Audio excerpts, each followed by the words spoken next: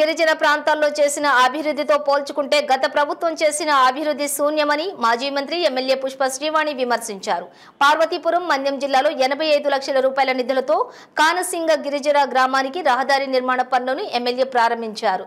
తొలుత ఎమ్మెల్యే పుష్ప శ్రీవాణికి ప్రజలు బ్రహ్మరథం పట్టారు. ఆమెకు పుష్పగుచ్చాలను అందించి శాలువలతో సన్మానించారు.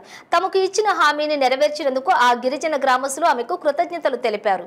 ఈ సందర్భంగా ఎమ్మెల్యే మాట్లాడుతూ గిరిజన ప్రాంతాల్లో కనీస మౌలిక సదుపాయాలు కల్పించడంలో తెలుగుదేశం ప్రభుత్వం నిర్లక్ష్యం వ్యవహరించిందని ఆమె అన్నారు. వైసీపీ ప్రభుత్వం గిరిజన ప్రాంతాలను అభివృద్ధి చేయడంలో మరింత కృషి చేస్తుందని ఆమె తెలిపారు. గిరిజన గ్రామాలకు రహదారుల నిర్మాణాల వలన వాటి పురోభివృద్ధికి తోడ్పడుతున్నామని ఆమె పేర్కొన్నారు.